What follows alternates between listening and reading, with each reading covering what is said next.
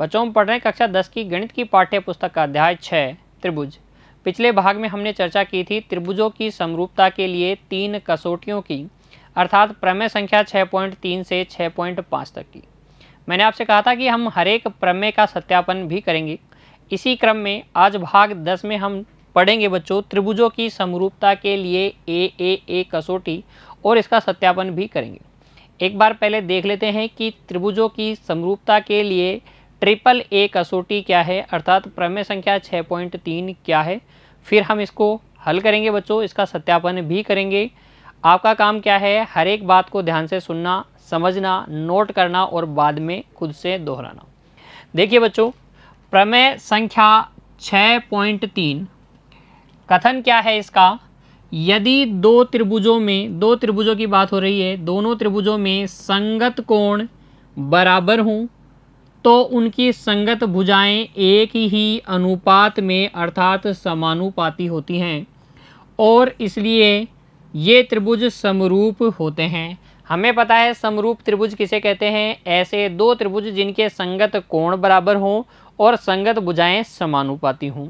इस प्रमेय में हमसे कहा गया है कि अगर संगत कोण बराबर हैं तो संगत भुजाएं समानुपाती होती ही हैं, अर्थात सिर्फ हम संगत कोणों की जांच करके बता सकते हैं कि त्रिभुज समरूप हैं या नहीं। इस प्रमेय का सत्यापन करेंगे बच्चों। इस प्रमेय को ही हम जानते हैं ए अर्थात कोण कोण कोण कसौटी। त्रिभुजों की समरूपता के लिए ए कसौटी क्या है, अगर दो त्रिभुजों के संगत कोण बराबर हैं तो वो समरूप होते हैं। क्यों? क्योंकि संगत कोण बराबर होने पर उनकी संगत भुजाएं क्या होती हैं, समानुपाती होती हैं। आइए बच्चों सिद्ध करते हैं। देखिए सबसे पहले हम लिखेंगे प्रमेय में जो दिया गया है उसे। यहाँ हमें दो ऐसे त्रिभुज दिए गए हैं बच्चों जिनके संगत कोण बराबर हैं। एक तो है त्रिभुज ABC ABC और एक है त्रिभुज DEF। तीनों ही कसौटियों के सत्यापन के लिए आपको इस प्रकार से दो त्रिभुज बनाने हैं, एक छोटा और एक बड़ा। कारण आपको समझ में आ जाएगा जब मैं इसका सत्यापन करूंगा। देखो त्रिभुज ABC और DEF में क्या दिया गया है, लिखेंगे त्रिभुज ABC व त्रिभुज DEF में इन दोनों त्रिभुजों में इनके संगत कोण बराबर हैं।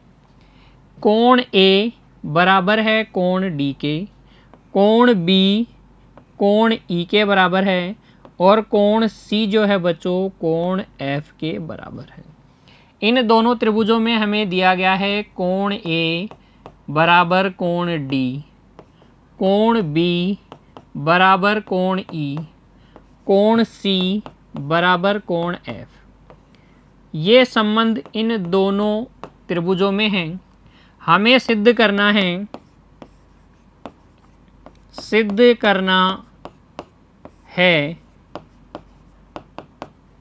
करना है कि इन दोनों त्रिभुजों की संगत भुजाएं AB बटे DE, AC बटे DF बराबर हैं BC बटे EF के। इन दोनों त्रिभुज की संगत भुजाएं भी समानुपाती हैं। कोण अगर बराबर हैं, संगत कोण बराबर हैं तो संगत भुजाएं क्या हैं, समानुपाती हैं। ये हमें सिद्ध करना है, अर्थात हमें सिद्ध करना है कि ये दोनों त्रिभुज ABC और त्रिभुज DEF परस्पर समरूप हैं। परस्पर क्या हैं, समरूप हैं। इस प्रमेय को और आगे आने वाली दोनों प्रमेय को, अर्थात समरूपता की कसौटियों वाली तीनों प्रमेय में बच्चों हमें एक ही प्रकार की रचना करनी है। इसलिए ये जो रचना अब मैं आपको बताने वाला हूँ महत्वपूर्ण है, तीनों में काम आएगी। देखिए क्या रचना करेंगे समरूपता की कसौटियों वाली प्रमेय को के सत्यापन के लिए। तो यहाँ आप रचना करेंगे AB के बराबर तो आप काटेंगे DP, किसके बराबर, AB के बराबर DP और AC के बराबर DQ।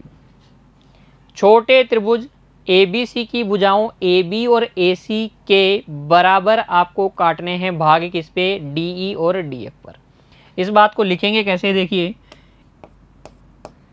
त्रिभुज DEF की भुजाओं DE और बच्चों कौन सी, DF पर दो बिंदु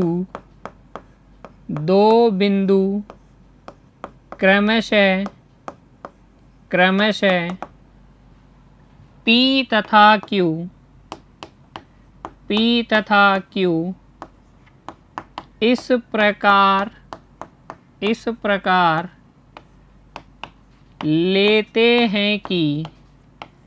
प्रकार लेते हैं कि AB जो है बराबर रहे DP के तथा AC बराबर रहे DQ के।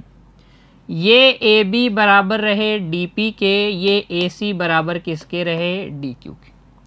छोटे त्रिभुज की भुजाओं AB और AC के बराबर भाग आपको काटने हैं DE और DF पर। एक काम तो ये करना है, दूसरा काम क्या करना है बच्चों, P तथा Q को मिलाइए, PQ खींच दीजिए बच्चों। P तथा Q को मिलाने का मतलब है PQ आपको खींचनी। ठीक है, बात समझ में आई। क्या दिया गया है, क्या सिद्ध करना है और क्या रचना के पद हैं, क्या रचना करेंगे प्रमेय को सत्यापन करने के लिए। फिर देखिए बच्चों, अब हम करेंगे इसकी उपपत्ति। सभी में आपको एक ही काम करना है, तीनों कसौटियों में त्रिभुज ABC को त्रिभुज DPQ के सर्वांग सम सिद्ध करना है। किसी प्रमेय में ये आसानी से सिद्ध हो जाएगा, किसी में आपको थोड़ा ज़्यादा काम करना पड़ेगा, लेकिन आपको करना क्या है, यही ABC को सर्वांग सम करना है त्रिभुज DPQ के। देखिए उपपत्ति में लिखिए बच्चों, अब उपपत्ति हमें जो त्रिभुज सर्वांग सम करने हैं उनमें देखिए त्रिभुज ABC व त्रिभुज DPQ में, इन दोनों में देखिए बच्चों AB जो है बराबर है DP के। रचना से हमने रचना इस प्रकार से की है, DP इस प्रकार से काटा है कि वो AB के बराबर हो। इस त्रिभुज का कोण A इस त्रिभुज के कोण D के बराबर है। ये जो कोण A है ये कोण D के बराबर है। देखिए समीकरण 1 में दिया गया है, तो यहाँ लिख देंगे समीकरण 1 से हमें दिया गया है ये बात कि ABC और DEF के संगत कोण बराबर है, कोण A कोण D के बराबर है। AC बराबर है DQ के, AC DQ के बराबर क्यों है, रचना से। रचना का कारण भी आपको समझ में आ गया होगा, क्योंकि मेरे को इन दोनों त्रिभुजों को क्या करना है, सर्वांग सम करना है, इसीलिए इस प्रकार की रचना करेंगे। और भी आपको अच्छे से समझ में आएगा जब आप पूरी उपपत्ति देख लेंगे, पूरा प्रूफ देख लेंगे बच्चों। यहाँ पर देखिए इस त्रिभुज की दो भुजाएं और उनके बीच का कोण इस त्रिभुज की दो भुजाओं और उनके बीच के कोण के बराबर है। अतः SAS सर्वांग समता के नियम से, कक्षा 9 में आपने पढ़ा है बच्चों सर्वांग समता के नियम, 4 नियम आपने पढ़े हैं। SSS सर्वांग समता का नियम, SAS सर्वांग समता का नियम, ASA सर्वांग समता का नियम और RHS सर्वांग समता का नियम। उनमें से SAS सर्वांग समता का नियम क्या है, यदि एक त्रिभुज की दो भुजाएं और उनके मध्य का कोण दूसरे त्रिभुज की दो भुजाओं और उनके मध्य के कोण के बराबर हो तो त्रिभुज सर्वांग सम होते हैं, अर्थात उनके सारे अंग एक समान होते हैं। Corresponding parts of congruent triangle are always equal, जिसे हम कहते हैं CPCT। ऐसे सर्वांग समता के नियम से त्रिभुज ABC सर्वांग सम हो जाएगा त्रिभुज डी पी क्यू के, और यहाँ से सी पी सी टी से सर्वांग सम त्रिभुजों के संगत भाग नियम से देखिए इस त्रिभुज ए का कोण डी के बराबर है, कोण बी जो है कोण पी के बराबर हो जाएगा, कोण सी जो है कोण क्यू के बराबर हो जाएगा। इसे कह दीजिए समीकरण संख्या 2। फिर देखिए समीकरण 1 व समीकरण 2 से, समीकरण 1 व समीकरण 2 से, समीकरण 1 में b किसके बराबर है e के, c किसके बराबर है f के, यहाँ देखिए b किसके बराबर है p के और c किसके बराबर है q के, तो मैं लिख सकता हूँ कोण b बराबर कोण e बराबर कोण p, ये तीनों आपस में बराबर हैं, तथा कोण c बराबर कोण f बराबर कोण q। क्योंकि देखिए b और e बराबर हैं, b और p समीकरण 2 में बराबर हैं, इसी प्रकार से c और f समीकरण 1 में बराबर हैं, c और q समीकरण 2 में बराबर हैं, तो ये तीनों कोण बराबर होंगे, ये तीनों कोण भी आपस में बराबर होंगे। अच्छा तो देखिए चित्र से देखिए यहाँ पर आपको दिख जाएगा E और P बराबर हैं, E और P बराबर हैं तो लिखेंगे क्योंकि कोण P तथा कोण E रेखाओं PQ तथा EF के मध्य किस प्रकार के कोण हैं, संगत कोण हैं, संगत कोण हैं। अतः PQ समांतर होगी EF के, क्योंकि कोण P और कोण E संगत कोण बराबर हैं। तो अगर दो रेखाओं के मध्य, कक्षा 9 में बच्चों हमने पढ़ा है ये भी कि दो रेखाओं के मध्य संगत कोण बराबर हों तो दो रेखाएं कैसी होती हैं, वे होती हैं समांतर, इसीलिए ये PQ समांतर है EF के। अब आप देखिए त्रिभुज DEF में क्योंकि हमें मिल गया PQ समांतर EF, इस त्रिभुज की एक भुजा EF के समांतर PQ इस प्रकार से खींची गई है, अन्य दो भुजाओं DE और DF को दो भिन्न बिंदुओं पर प्रतिच्छेद करती है। कौन सी प्रमेय हम अप्लाई कर सकते हैं बच्चों, हम अप्लाई कर सकते हैं थेल्स प्रमेय। तो लिख देंगे अतः थेल्स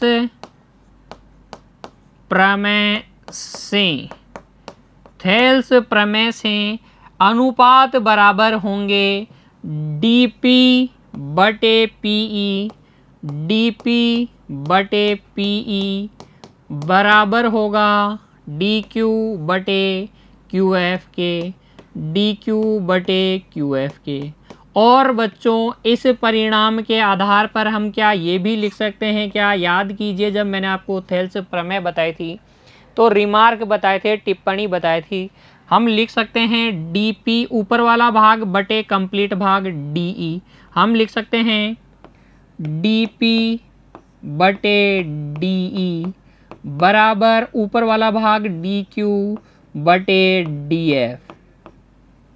याद है ना आपको, ये बटे ये के बराबर होगा। कंप्लीट ले लेंगे तो भी अनुपात क्या होंगे, बराबर।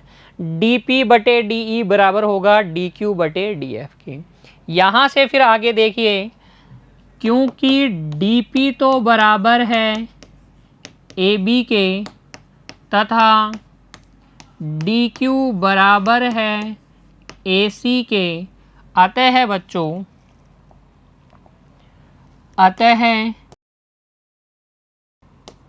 आप लिख देंगे क्या, AB बटे DE बराबर AC बटे DF, इसे कह दीजिए समीकरण संख्या 3। अब जो बात मैं बताने जा रहा हूं उसको ध्यान से समझिएगा। यहाँ मैंने कोण A को रखने वाली भुजाओं AB और AC के बराबर का भाग काटे किस पर, कोण D के को रखने वाली भुजाओं DE और DF। क्यों? क्योंकि कोण A और कोण D संगत कोण है। अगर मैंने कोण B को रखने वाली भुजाओं AB और BC के बराबर भाग काटे होते कहाँ, कोण B के संगत कोण E को रखने वाली भुजाओं पर, किसके,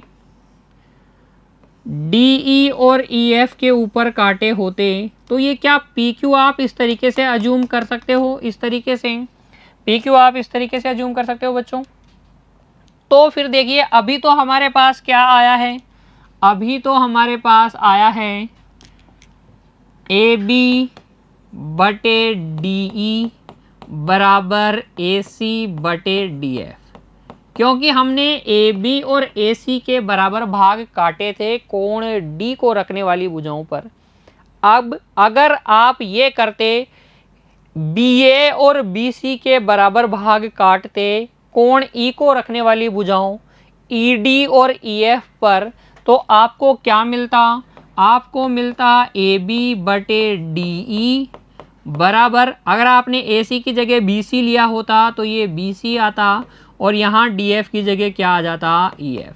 ये अनुपात बराबर आ जाते। तो क्या हम जिस प्रकार से हमने ये सिद्ध किया उसी प्रकार से ये भी सिद्ध कर सकते हैं। तो लिख देंगे बच्चों, क्या लिखेंगे देखिएगा, जिस प्रकार हमने सिद्ध किया AB बटे DE बराबर AC बटे DF, इसी प्रकार हम सिद्ध कर सकते हैं कि हम सिद्ध कर सकते हैं कि AB बटे DE बराबर है BC बटे EF के। ये हो गई समीकरण संख्या 4, ये हो गई समीकरण संख्या 4।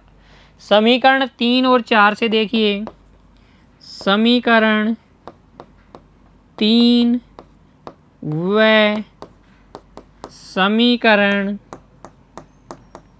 4 से AB बटे DE बराबर है AC बटे DF के और AB बटे DE बराबर है BC बटे EF के।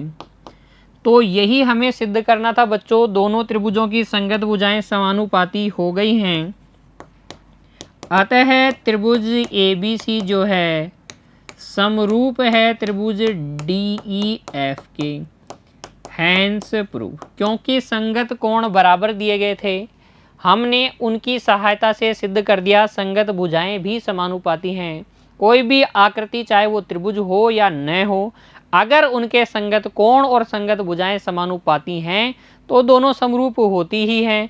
संगत कोण बराबर दिए गए थे, संगत भुजाएं समानुपाती आपने कर दी हैं, त्रिभुज ABC समरूप हो गया त्रिभुज DEF के। देख लीजिए प्रमेय संख्या 6.3। तो आप याद रखेंगे कि अगर दो त्रिभुजों में संगत कोण बराबर हैं तो वो फिर क्या होंगे, तो फिर वो समरूप होंगे। इसी प्रमेय पर आधारित एक टिप्पणी की भी चर्चा हमने पिछले भाग में की थी। AAA समरूपता की कसौटी को बच्चों हम एक अन्य प्रकार से भी व्यक्त कर सकते हैं, और वो प्रकार कौन सा है, पहले आप इसे लिख लीजिए बच्चों, ध्यान से दिया गया है, सिद्ध करना है रचना। फिर उसके बाद में उपपत्ति आपको लिखनी है, ABC और DPQ को सर्वांग सम करना है, संगत कोण बराबर हो जाएंगे। समीकरण 1 और 2 से कोण E और P बराबर हो जाएंगे, F और Q बराबर हो जाएंगे। इसका मतलब संगत कोण बराबर हैं इस चित्र में, तो फिर PQ समांतर हो जाएगी EF के। जैसे ही PQ समांतर EF की होगी हम थेल्स प्रमेय लगा देंगे। थेल्स प्रमेय से हमें मिल जाएगा DP बटे DE बराबर DQ बटे DF। DP AB के बराबर है, DQ AC के बराबर है, वहाँ से ये अनुपात आपको मिल जाएगा। इसी प्रकार आप ये अनुपात भी सिद्ध कर सकते हैं। दोनों समीकरणों से आपके पास क्या जाएंगी, त्रिभुज ABC की भुजाएं समानुपाती त्रिभुज DEF की भुजाओं के, वहाँ से दोनों त्रिभुज समरूप हो जाएंगे। और यही है AAA समरूपता की कसौटी, जिसको हम एक और तरीके से व्यक्त कर सकते हैं। कौन सा तरीका है बच्चों? देखिए, टिप्पणी में हमने देखा था, यदि एक त्रिभुज के दो कोण किसी अन्य त्रिभुज के दो कोण के क्रमशः बराबर हों तो त्रिभुज के कोण योग गुणधर्म के कारण इसके तीसरे कोण भी बराबर होंगे। क्या कहा जा रहा है? एक त्रिभुज ये है, एक त्रिभुज ये है, इसका नाम है ABC और इसका नाम ले लीजिए PQR। इन दोनों त्रिभुजों में दो कोण तो बराबर हैं, ये कोण x डिग्री का, इसमें भी एक कोण x डिग्री का, इसमें ये कोण y डिग्री का, इसमें ये वाला कोण y डिग्री का। तो ये तीसरा कोण जो है बच्चों, ये भी बराबर होता है। क्यों? कोण युग्म, कोणों के योग गुणधर्म के कारण त्रिभुज के कोणों का योग कितना होता है? 180 डिग्री। तो देखो x plus Y plus 6c, x plus Y plus कोण c जो है 180 डिग्री का होगा। यहाँ से कोण c 180 degree minus x degree minus y degree हो जाएगा। और ऐसे ही आप अगर कोण q निकालोगे तो वो भी 180 degree minus x degree minus y degree ही आने वाला है। यहाँ पर भी डिग्री के चिन्ह का प्रयोग कीजिएगा बच्चों, यहाँ पर भी, ठीक है ना। तो अगर देखें आप Q और C को, तो ये भी आपस में क्या है? बराबर। अगर दो त्रिभुजों में दो कोण क्या हो? क्रमशः बराबर हों तो फिर उनके तीसरे कोण भी बराबर होते हैं। अर्थात सिर्फ दो कोण अगर बराबर हैं तो हम AAA समरूपता की कसौटी को सत्य मान सकते हैं, क्योंकि फिर तो तीसरा कोण भी बराबर होने वाला है। इसीलिए इस कसौटी को बच्चों हम AAA कसौटी को AA कसौटी के नाम से भी लिख सकते हैं, AA कसौटी के रूप में भी व्यक्त कर सकते हैं। क्या कहेंगे? यदि एक त्रिभुज के दो कोण एक अन्य त्रिभुज के क्रमशः दो कोणों के बराबर हों तो भी त्रिभुज क्या होते हैं? समरूप होते हैं। AAA कसौटी या AA कसौटी आपको अच्छे से समझ में आ गई ना? कोई दिक्कत नहीं है बच्चों। अब प्रमेय संख्या 6.3 में आपका काम सिर्फ ये है कि जो कुछ मैंने बताया उसको समझते हुए नोट करना है, वापस दोहराना है और अभ्यास आपको अच्छे से करना है। कहीं कोई दिक्कत नहीं आएगी। मिलते हैं अगली कक्षा में एक और कसौटी के सत्यापन के साथ। तब तक के लिए बच्चों, आज की प्रमेय का आप क्या करेंगे? अभ्यास करेंगे अच्छे से। खुश रहिए, पढ़ते रहिए। धन्यवाद।